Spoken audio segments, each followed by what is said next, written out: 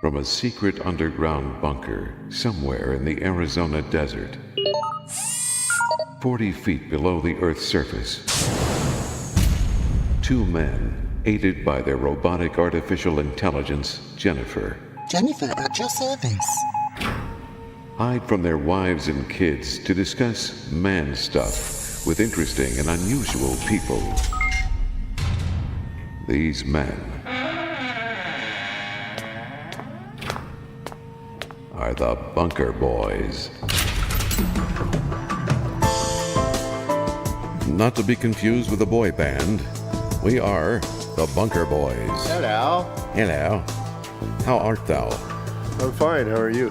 I'm pretty good. I'm trying to get the music to a level where we can talk. Yeah, that'd be a good idea. Yeah, I'm a trained professional, ladies and gentlemen. And I was turning the wrong knob. Don't There do you that. go. I hate when that happens. Don't turn the wrong knob. Get direct... No, never mind. That's a different commercial. What? All right. Yeah, not a boy band, but a band nonetheless. A band of merry men. It looks like it's going to rain. Yes, And that is newsworthy in Arizona. that is, especially right now. It's so 'Cause dry. We had a drought that you can't believe. All the trees are dying and everything else. Yeah. Now, that sound you're hearing in the background, I've got the fan on because Smitty has fixed the air conditioning, but it's just Yeah, he barely really fixed fixed. it all right. So I put an extra fan in here so we can do the show. It's humid. We're not used to that. No. So, Jennifer? Yes. Okay, just want to make sure you were there. You are there, right? No. Yes. No, you're not all there, huh? No. That's what I thought. Okay, well, we've got a good show, and it's going to be very... Interesting. That's what I was going to say. That's Very interesting. What I was going to say, too. And I'm trying to get a hold of my buddy Paul to see if I can get him to talk about this latest thing that's going on in Egypt right now.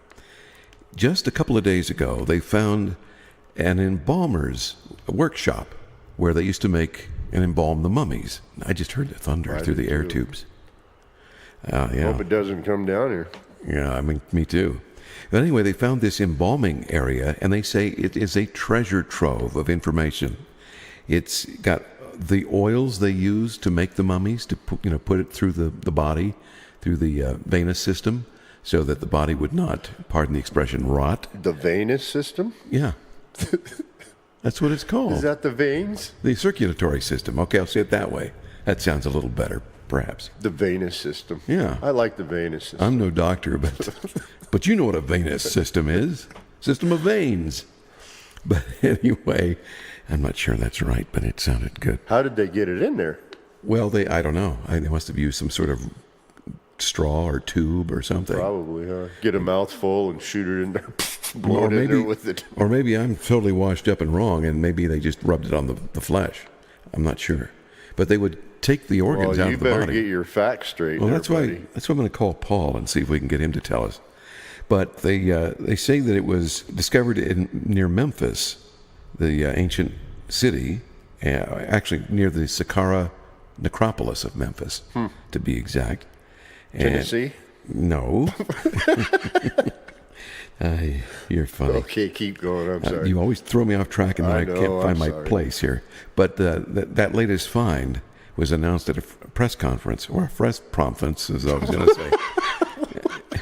But it's between they say that it's dated between the Sate and the Persian period, from 664 to 404 BC, and it lies south of the Yunus Pyramid, which was Yunus. Get over here, Yunus.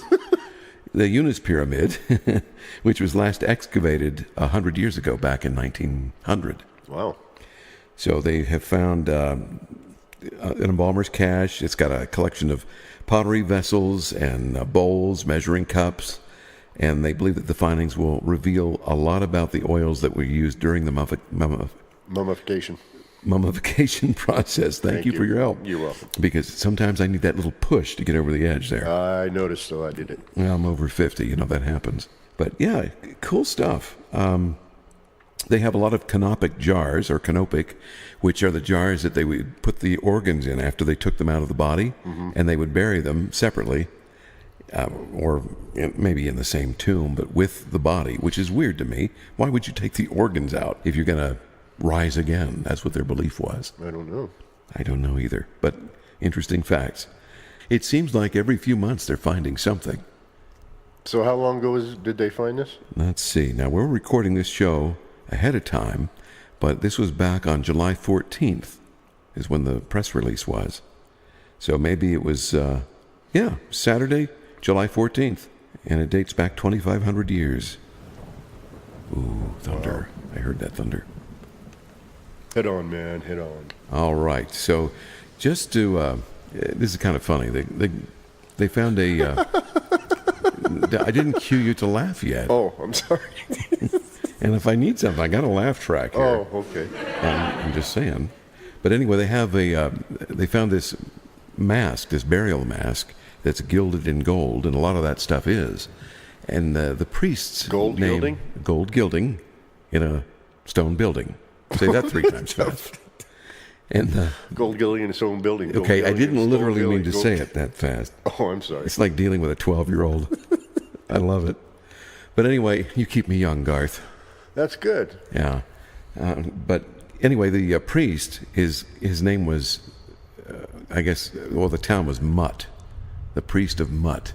M-U-T. Wow. Or maybe it's Moot, but it says Mutt. But they think it's only the beginning. I don't know what happened there. Did an angel get its wings? It must have. Oh, dear. I didn't mean to do that, but all right. So anyway, they're all excited about it. They told reporters that the sites will likely yield many more discoveries after further evacuation or excavation. Well, they're evacuating the stuff out of the excavation. And Egypt has gone to great length to revive its tourism there because there's been, a lot of bad things going on, and they're interested in getting tourists back. And they didn't get a bad rap. I mean, it's been dangerous over there. Oh, yeah. With all the political uprising following the 2011's political stuff that was going on. Well, anyway, the Antiques Ministry has... it's pouring. Is that real? That's rain. That's coming through the tubes. Holy mackerel. I hope the screens work.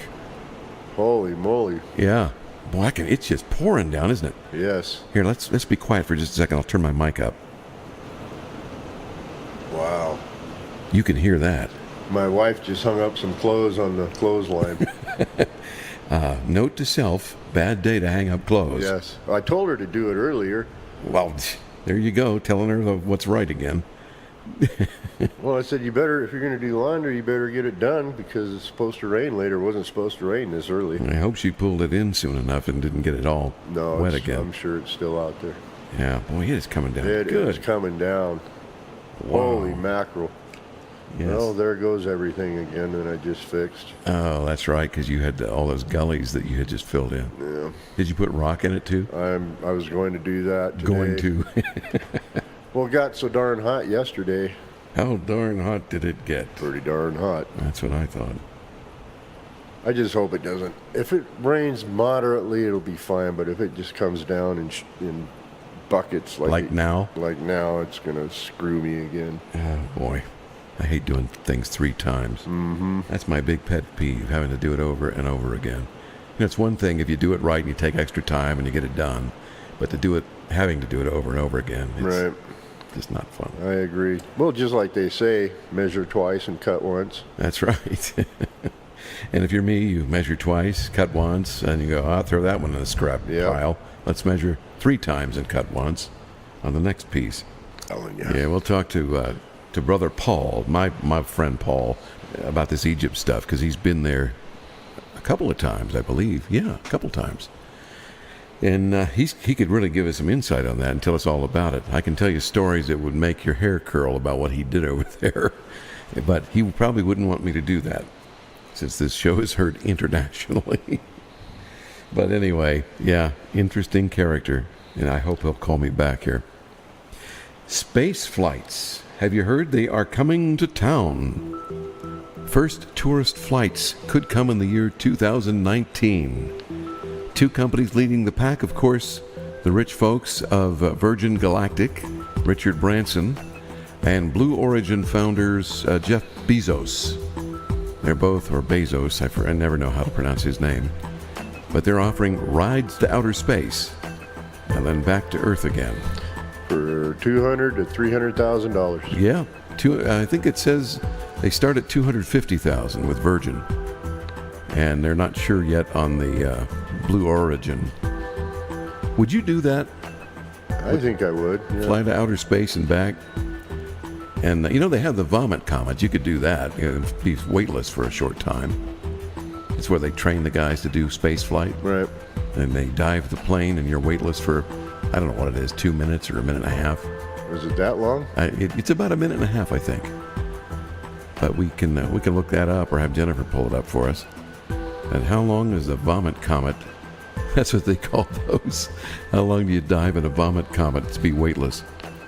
But I'm not sure if I'd do that. I think I would have younger, but now that I'm older, is it worth the risk? For a thrill. Go on the vomit comet or go into space? The space.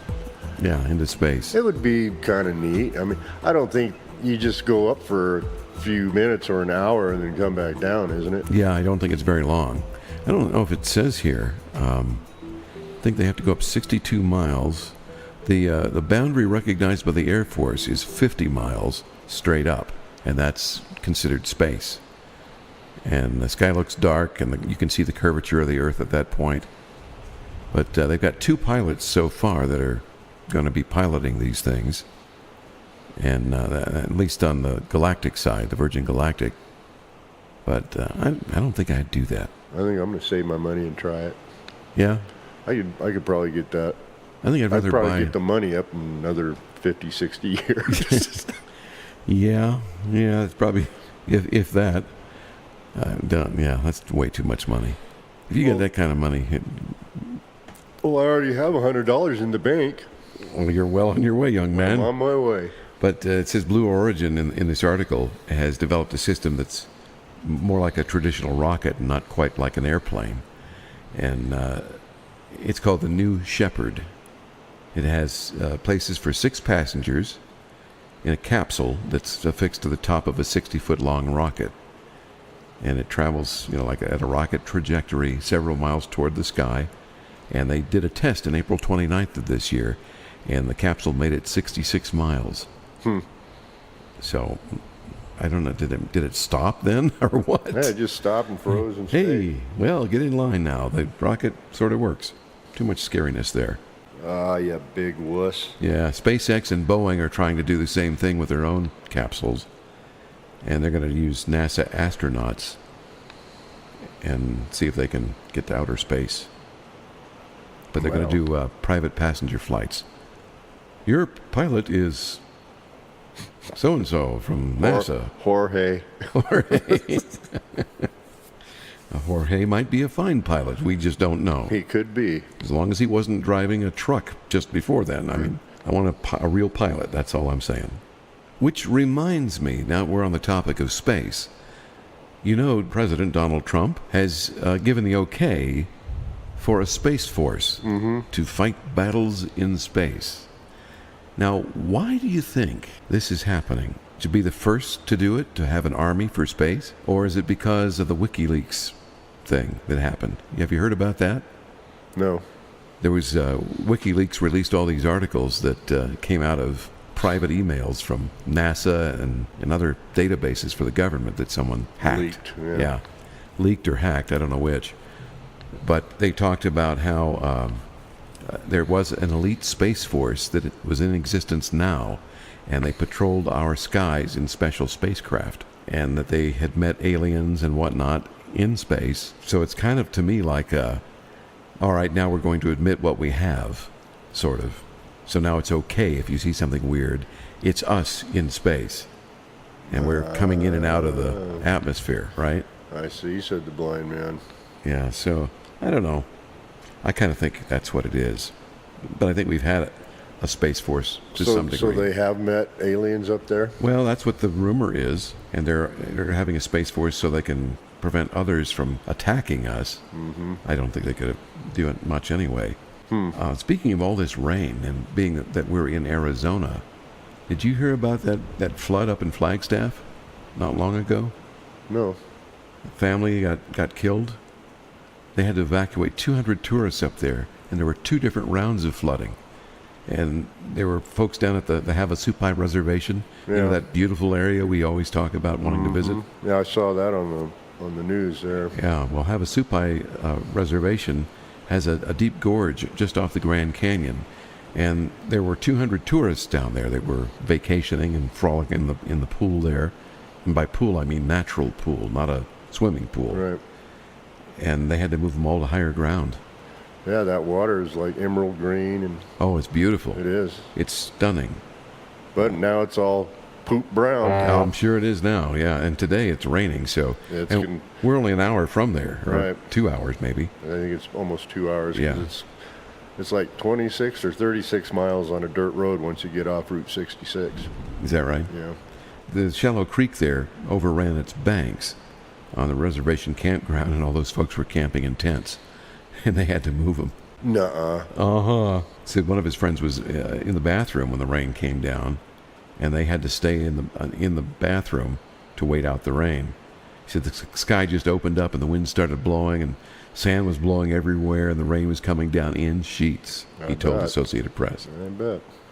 Just like it is now. Some of the campers were stranded on islands that formed in the water, while others climbed trees, stood on benches, or took shelter in caves. A cave would be the best place to be as long as you're not...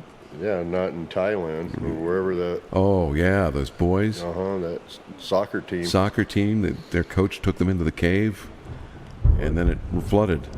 Holy Did you hear that? I felt I it. felt it. My whole chair shook here. I better go home. You think you should? No.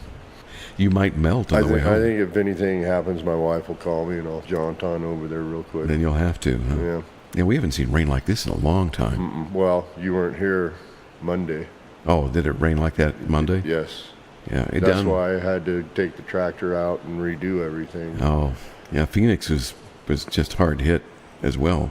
But the water in that campground took 2 hours to recede, which is pretty quick, especially up here, because the ground is so hard baked by the sun, it doesn't readily absorb water. So the fact that it dissipated within 2 hours is pretty doggone quick. But it ran right off. Ran right off, it did. Yes, it did. And then what?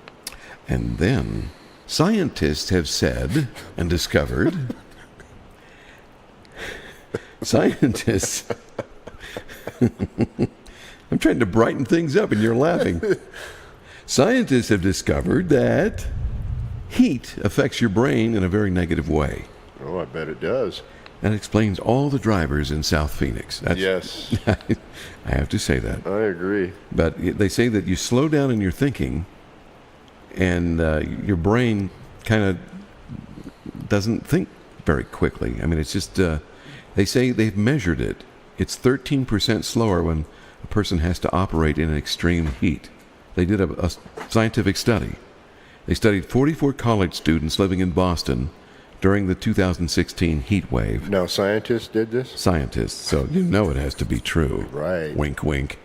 The July heat wave was reportedly one of the hottest in that city's history, and they had 22 students that lived in brick-based buildings with no air conditioning, and another 22 that were living in air-conditioned dorms during this experiment. And the experiment lasted 12 full days. And the team from Harvard, it was the T.H. Chan School of Public Health, They took first place? they should have. They found that students in the non-air conditioned buildings performed over 13% worse on both math and memory tests than their air-conditioned classmates. Now that makes perfect sense to me. Yeah, it does. No, I mean, I can see where that's true. Me too. My wife, it affects her pretty dramatically, whereas I'm from Ohio and I'm used to the humidity And stuff. Well, right? not so used to it now, but I know what it's like. I know what to expect, so it doesn't bother me as much, I suppose. I almost got a heat stroke Did you? a couple of weeks ago. Well, didn't I? Ow! My knee cracked. Oh, that hurt. That's what happens when you start getting old. That was your knee? Yeah. I heard that. But yeah, I was putting up the rails on the front steps there, and that's when it was getting up to like 100 here by 10 o'clock. So I was got out there early in the morning and started fixing all that stuff, and I wanted to get it finished that day. So I worked until noon, and it was really hot, and I just started going, boo, boo, boo, boo, boo, boo, boo. You've been did. watching Super Mario way too much. Yes. But no, man, I haven't had heat stroke in 30 years. Last time I had it was we were playing golf up in Lodi, and it was really hot. And we were drinking beer and stuff, of course. You know that song? You have to Drinking beer in Lodi? Uh-huh. You have to drink beer when you're golfing. It's a Creedence Clearwater song. And I got Yeah, it's the sick law. then. It's the law in Lodi. You have to drink beer while you're golfing. It is, and eat hamburgers. And eat hamburger. You know, I think it's a good law. I mean, if you ask me. I'm just saying. But yeah, that day I was doing the rails, I had to go inside. I had to get a cold cloth, put it on my noggin, lay on the love seat, and just lay there and relax. Well, the last time I had it, I was lost on a trail because I was hiking with a group of folks that didn't respect. Was that the first time? Yes. You're a little bit lost now, too, aren't you? Yeah, but that goes without saying. But I was hiking and I got lost on the trail, and because these guys left me behind, they were all athletes and they wanted to basically run the trail. Oh, got it. And I didn't want to run it. I wasn't in that kind of shape at the time, and nor am I now. But but I wanted to, leisurely walk it and enjoy the walk. And they all took off ahead, left me behind, not hiking as slow as the slowest hiker. And there was another girl that was getting sick too. It was kind of humid that day. And she says, "Can I hang back with you?" And I said, "Yeah." She goes, "I don't feel well." I said, "Neither do I." So we rested for a few minutes, and I said, "Do you want to go back to the car?" I said, "We'll just tell your boyfriend we'll just go back to the car." And so she hiked up to him and said, "Hey, we're going to go back to the car. I don't feel good." And he goes, "All right." So he says, "We'll meet you back there." Well, we figured it'd be easy, right? You hike in on the trail, you hike out on the same trail you came in on. Right. So we turned around and we went to backtrack. We walked back the first few hundred feet, and the trail splits off in 4 directions. Oh. So coming in, 4 trails converge, but going out, there are 4 trails to go. So you've got 1 trail in and 4 out. So I didn't know which one to take. I went, well, let's just guess. So we guessed one. We ended up hiking that day for over 8 hours. Holy moly. And, not feeling well didn't help. Did you have plenty of water? Well, I think I had 2 quarts. And she had about the same for Gatorade. And she goes, "I'm so sick of this Gatorade I'm drinking." She goes, you want to swap with me?" I go, "Heck yeah, I'll take some Gatorade. I need some electrolytes." Mm-hmm. And then she took my water, and she felt better. But I finished the Gatorade, she finished the water, but we ended up being lost for about 8 hours. Wow. And it got dark. No, it was longer than that, because it was, we started the hike about 8 a.m., and we didn't get home till, I think it was midnight when I finally got home. So it was at 9 o'clock when they found us. So how old were you when you did this? I was 30, it was the same year I met my 30-something? Yeah, 37, 36, something like that. I'll be darned. Yeah, so I wasn't a spring chicken. I wasn't stupid. I had stuff in my pack. But I didn't have food. I had water. And I had a little bit of a bagel I had eaten earlier that morning. Bagel land? A bagel that I had eaten. Oh, I thought you said I had a little bit of bagel land. Bagel that I had eaten left over. So I ate that. Is that like Legoland? It could be. We finally got out, and I climbed a hill is what I ended up doing. And I said, I can see the parking lot. And as we were hiking out, it was just before it got dark. I said, I know exactly where we are, and we'll get out tomorrow. And she starts crying, and she goes, "Not tomorrow. I can't stay here all night." And I said, "Yeah, you can." Yes, you can. And I said, "It's not going to be a big deal." I said, "If you want to talk all night, we can do that." And I had matches, I had candles, and I had. You have a bit of an itch there? Yeah. He's scratching his head through his hat with his headphones with on. my headphones. Like, I had to move the headphones. But she was upset, and I talked her through that, and she just was exhausted. We were both exhausted and dehydrated. And then the helicopter we saw, I said, "They're going to send a chopper to look for us." I said, "You know that." And I said, "We're okay." I said, "I've got matches. We'll stay warm." And it was kind of, I can't remember what time of year it was. Might have been early spring or something. And it was still chilly at night. Right, yeah. I was going to say that. In the desert, it was still got down to like 50, 55 degrees, something like that. I had my matches and I had candles and I had a few things. Sounds like you were well prepared. I wasn't as well as I'd like to have been. Let me do that over. Sounds like you were well prepared. Thank you, Garth. You're welcome. That was so well articulated. Oh, thank you. We found a dry riverbed that had granite in it, and I said, I will make a fire here because it's safe. I said, I don't want to start a fire because we cannot outrun it. Granite doesn't burn. Yes, we've discovered after many scientific tests, granite doesn't burn. Right. No rock burns, unless, of course, it's potassium. Don't put that in water, just a subtle hint. So I gather all these sticks, I build a fire ring, and I made sure there was nothing around that's going to catch fire. And you're in the desert? And we're in the desert, and on this riverbed. And just as I light 3 candles for light, because we couldn't see anything. I did have a flashlight, but it wasn't super bright. And I put the candles on the rock, and I lit those, or lighted those. I like lit better. Well, it's acceptable now, but it's not proper. As I'm talking to her, I said, they're going to send a helicopter and blah, blah, blah. They'll have the infrared, and they'll be able to see us. And I said, with these candles lighted, it'll be like a beacon. They'll see us. It'll be easy.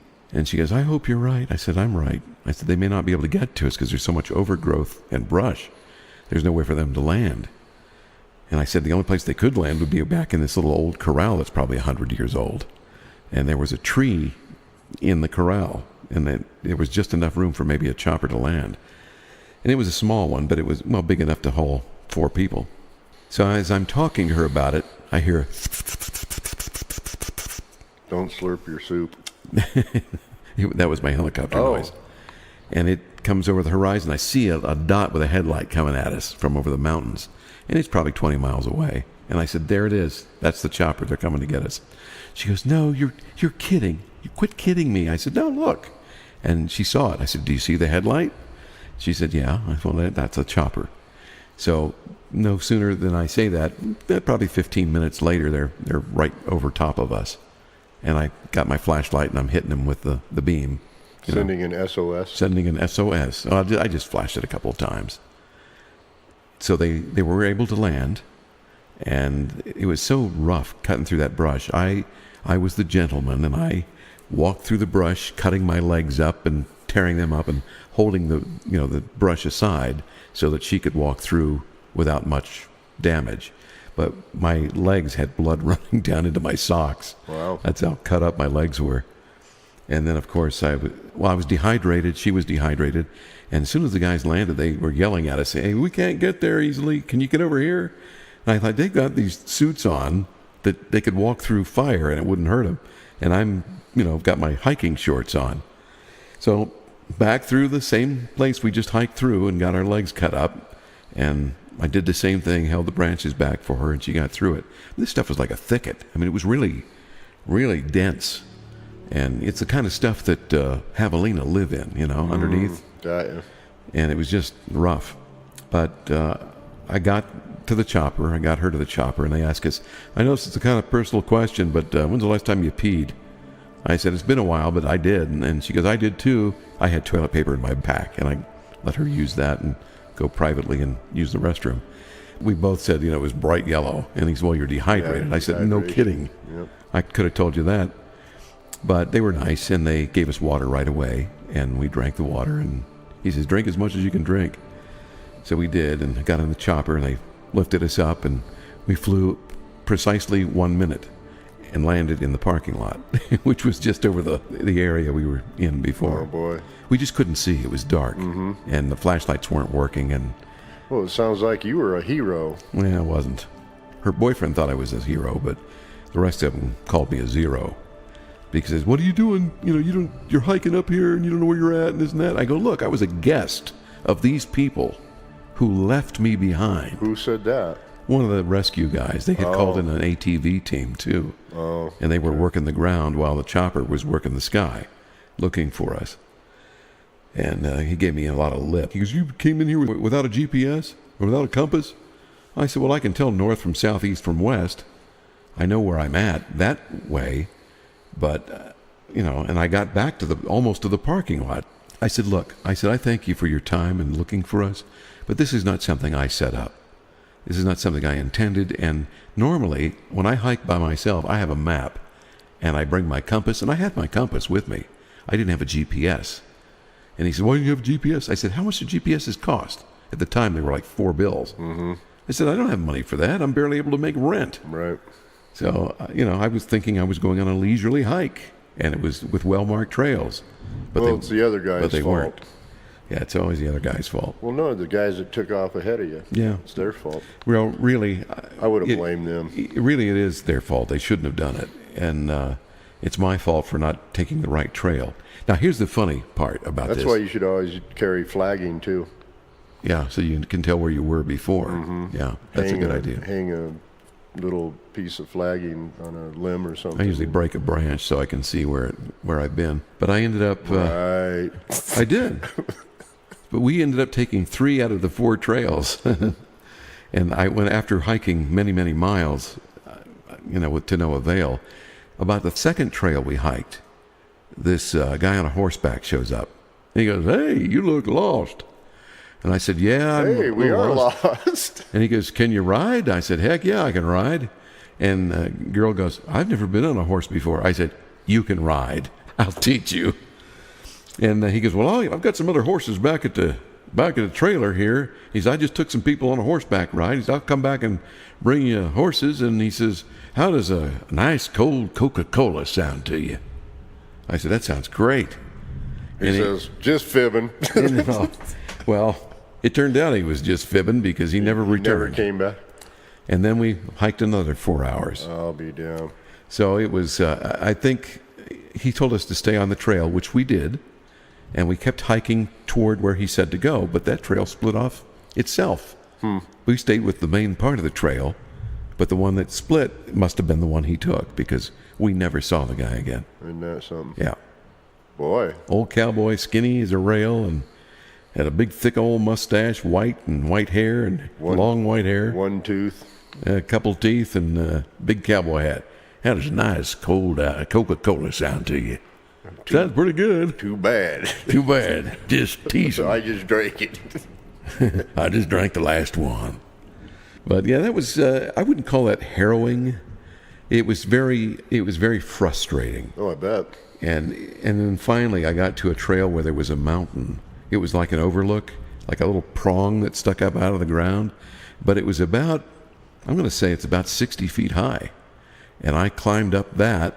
It was arched so that it had a trail where people had walked up to it and sat on the point to look out over the land. And when I said, "Hey, let's climb up there and see where we are. Certainly we should be able to see a parking lot somewhere." So we climbed up there, and I go, "Sure enough, there it is." I go, there's the parking lot.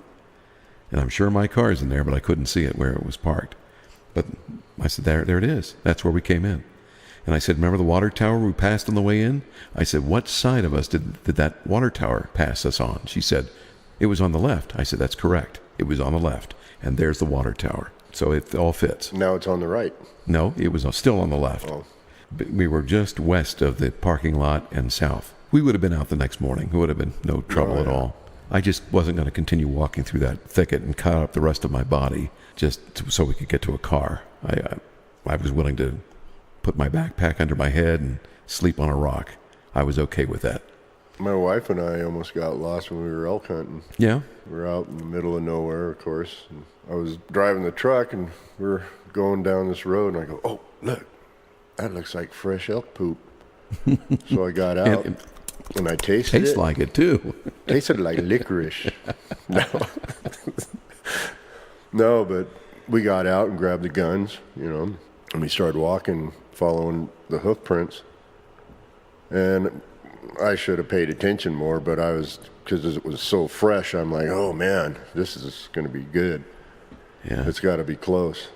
So we never did see it. We probably got, course. Yeah, because the big old tall pine trees, everything looks the same. Yeah. So I know. we were basically off the trail following the tracks. Following the poop droppings. Well, no tracks now, but and I turned around. I said, "Do you know which way we came in?" She says, "No." She's looking around. I go, "Okay, well, we'll find our way out." So what we did, we just backtracked. It looked at the footprints. Our footprints and And the the elk elk. tracks. Smart. And then just back to, instead of, keep going and you're going to get more lost out there. Yeah. Because we didn't have a GPS, we had a compass, but I didn't look at it when we started because I knew it was close and I wanted to get that thing. But we never did. I said, okay, well, before we get more lost than we are, let's turn around and go back to the truck. So that's what we did. And we were probably 300-400 yards away from the truck back in the bush, And that was mainly one of the only times I got lost. And then another time we were up there with one of our hunting buddies. Used to be a hunting buddy. This guy was just something else. But anyways, we get out and we're following tracks, right? He goes, I know there's a tank out there somewhere. A tank is a water tank, Well, like a little basin a natural basin. Right, natural basin where the water collects. He says, I know there's a tank out there. I said, okay, well, I'll follow you.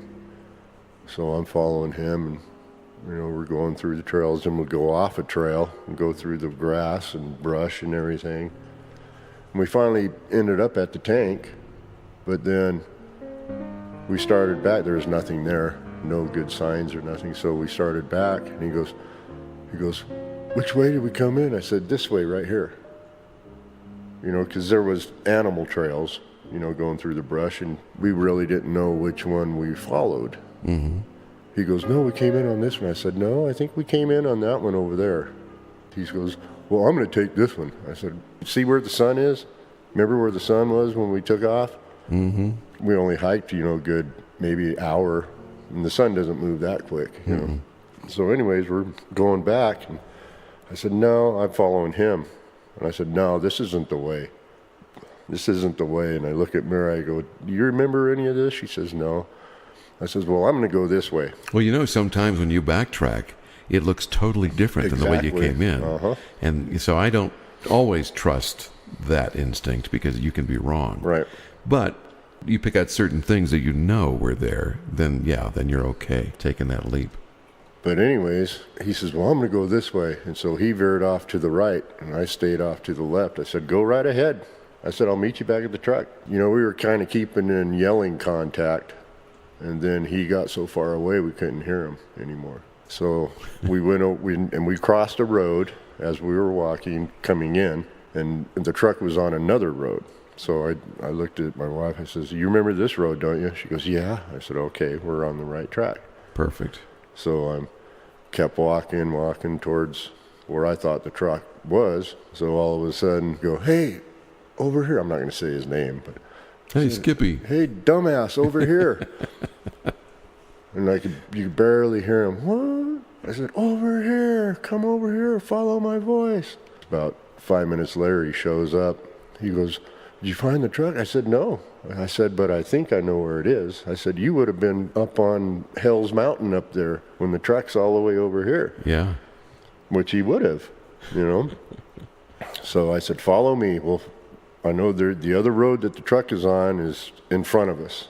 I said, do you remember this road? He goes, yeah, I do. Okay, well, follow me. So we get out to the other road, and he's looking around. Oh, no. And I look off to my left, and there's a truck sitting over there about 100 yards. Perfect. I said, hey, dumbass. I'll just call him dumbass. DA. Yeah. Hey, DA. Hey, DA, look to your left. Oh, there's the truck. I said, yeah. So if we would have followed him, we still would have been out there. Been buried under a pile of rubbish. I think, no, I went hunting with him one more time after that. But that was... Oh, really? Really. But that was it. I told him, I said, no more. I'm not going to hunt with this knucklehead. Wow. Because every time... We went hunting with him twice. And instead of letting my wife shoot first, he would take the first shot and boom, knock the animal down. I'm like, well, why don't you let her shoot? Yeah. This is her, she's never hunted like this before. Let her shoot. You always let the new guy do it. Well, I don't know. It's like he gets buck fever, and right. That's it, right? And then, this is the first shot he took. This is kind of gory, but it was on a yearling, a young animal, which is, maybe a year, a little over. Mm-hmm. And he shot his first shot, it was coming up to a tank we were sitting in a blind by. And his first shot went through the knee, the front knee of the animal, crippled it, boom, it fell on the ground. And it's the most god-awful sound my wife and I have ever heard. It was trying to get up, couldn't get up, and his legs just dangling. So he gets up, starts running down there, kaboom, kaboom, kaboom. I go, what are you doing? That's insanity. It is. See, that's what gives hunters bad names. Mm-hmm. Nobody I know or ever hunted with shoots like that. No, me either. Yeah, that's the thing you just think that's wrong. Right. He finally put the poor thing out of its misery. And it was just starting to get dark.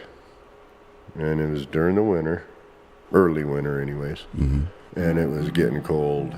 Got down to like 17, 18 degrees, and we're sitting out there cleaning this animal. You have to stick your hands in the cavity to warm them up and everything.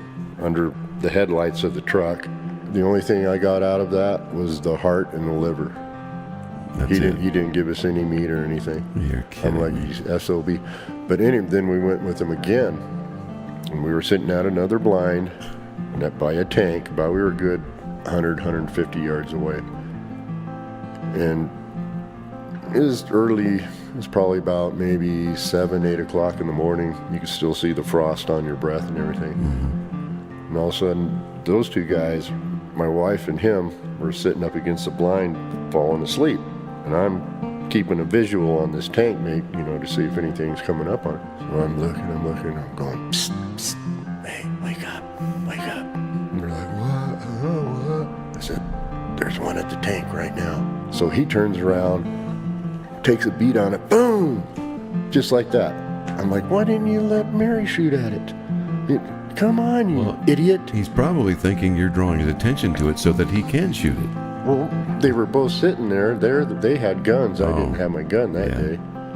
Yeah. So, because she was hunting. Well, here's what you do next time. You say, hey, there's one at the tank. Let Mary shoot it. I should have. Yeah. But anyways, we had cow tags. We didn't have bull tags. And it was a bull. Uh-oh. Mm-hmm. And he dropped it the first shot, Yeah. Wasn't that kind of cow, or that kind of bull. But anyways, yeah, he dropped it the first shot, and it dropped in the water, at the edge of the water. So he goes, run back and get the truck. So I ran back and got the truck, took a rope and hooked it up to the back legs and drung it up on the grass and everything. To his back legs or the deer's? I should have hooked him to his, drug him all the way home. I'm just trying to clarify. But anyways, before we hooked it up and pulled it out of the water, I go walking up there, got out of the truck, walked up there, and Mary's looking at me. I'm going, what? She goes, it's a bull. I said, oh, no, because it just had spikes just popping out of its head, little horns coming out. Yeah. You couldn't really see him from the distance he shot him from. Then he shouldn't have shot. Right. But it did look like a cow. You couldn't see the penis hanging down or nothing, so he took the shot. So we go, oh boy, what do we do now? Okay. You run like hell. No, we got it taken care of. I mean, it was an accident. Yeah. So Did you take it into town? Yeah, we took it to the ranger station. Did they take it from you? No, they gave it to us, basically. They could understand why it was, right. Why it happened. Well, that's good. But, and then one more, listen to this. I was supposed to go up with them for a week and go hunting. I didn't have my license or a tag that year either. So I was just going to go up and help them. We're basically up in the same area where we always hunted. And he said he was going to go out when he got there about an hour before I did. This is the luckiest guy I've ever met. I am not kidding. So he said he was driving, and he saw a herd run by him. Boom, he shot one after like 3 shots. Yeah. Okay. We were driving, Mary and I were driving. She was going to take me up there and drop me off, because she had to work that week. So we were driving up there. I get a phone call. Oh, I dropped one. Okay, good. Where are you? Took us 3 hours to find him because he gave us the wrong directions. Of course. So anyways, we finally get there. He had it gutted out and everything. I go, where'd you shoot it? He says, I don't know. I said, well, you don't know where you shot it? No, they were running. They were all running, so I just started shooting. Oh my God! That was the last time I went hunting. You don't hunt like that. No, you don't. You find one. You know where he hit it? Shoot it. Where? He hit it in the back, right where the back meets the back legs. Shot it through the spine. That's why it fell. And wow. And I said, it's like the cluster shot effect. Right. Whatever you hit, you hit. Shoot into a crowd. Exactly. Jeez, and I said, well, I told Mary, I'm not hunting with him anymore. That's it. Oh, man. Adventures with hillbillies, right? Right. Yee-haw! Yes, shoot into a pack of them. Yep. You'll get one. Just start shooting and you'll hit something, and he's a genius. Eventually it'll fall. Oh, man. Oh, and the first time I ever went hunting with him, he shot at a bull before we got there, or at a cow before we got there, and maimed the cow, shot it in the leg, and the cow was, got up and started running with the pack or with the herd again, and we never found it because the blood disappeared. The blood, drops disappeared. Yeah.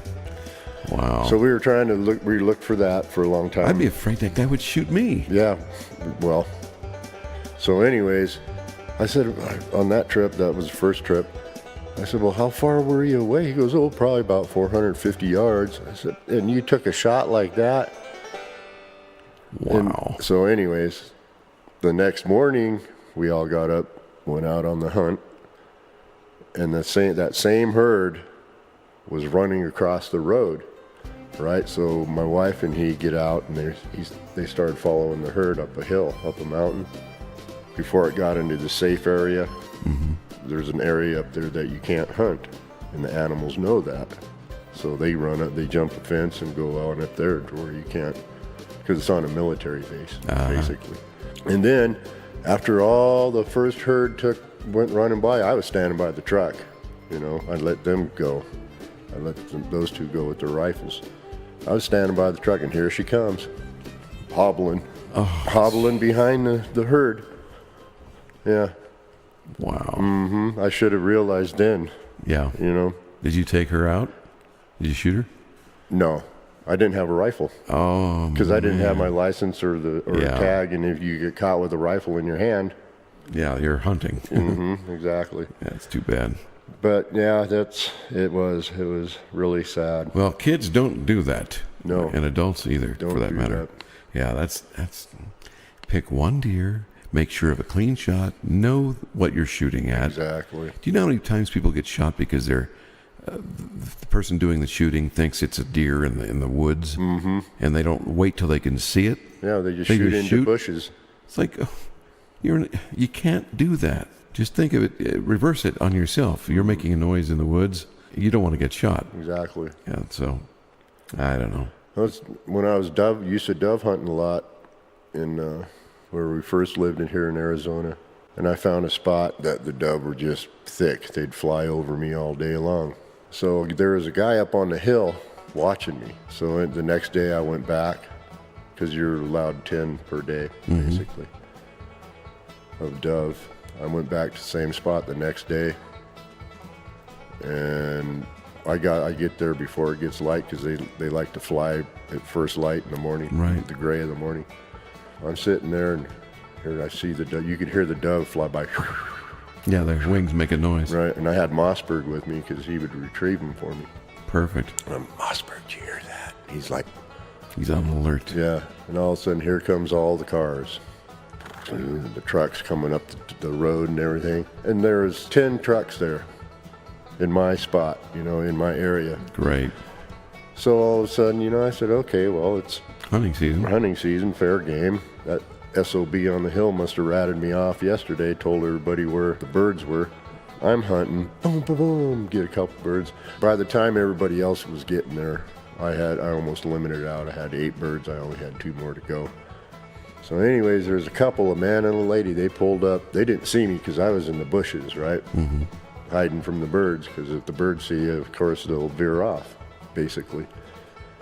So I'm standing there, and man and a lady, I saw them drive by, and they get out maybe 25, 30 yards from me. And here comes some birds. Boom, boom, boom, boom, boom. They just started rattling off. They didn't know I was over there. And all of a sudden, the BBs are hitting me and my dog in the truck. Oh, my God. They're going showering down. I'm going, hey, I'm hunting over here. Quit aiming this way. I'm over here. Oh, okay. They didn't say sorry or nothing. I said, your BBs are hitting my dog and myself and my truck. They didn't say nothing, except for, okay. So here comes a bird. Boom, I got it. Mossberg ran out and got it. Here comes some more birds. Boom, boom, boom, boom, boom, boom, boom, boom. The same thing happened. And I went off on them. I was calling them every name in the book, which I probably shouldn't have, but because they probably could have shot me. And BBs are just right. I go, you damn idiots, what the hell's the matter with you people? And they didn't say anything that time. Yeah, so another bird flew by, I shot it, we got it, and left. Good for you. I mean, wow. People are dummies. I could say a worse word. Don't do that. Bang. Yeah. Don't do that. Bang. Right. Didn't I just say don't do that? But I mean, that's how people get hurt. That's for sure. And that's the end of my stories, my hunting stories. So. Oh, cool. Yeah. Well, that kind of dovetails right into the end of this one. Well, I have more, but we're running out of time. I know. You could talk for days. Yeah. As I have been known to do. Okay, here's some strange but true facts. Okay, hit me. During a severe windstorm or rainstorm, the Empire State Building may sway several feet in either side. Oh, I believe that. I have been on that building, and it moves in a calm day. Several feet? Yes. Holy mackerel. I told that to my wife, and nobody believes me. It moves. You can feel it move inches while you're standing there. Heck with that. But several feet in a windstorm.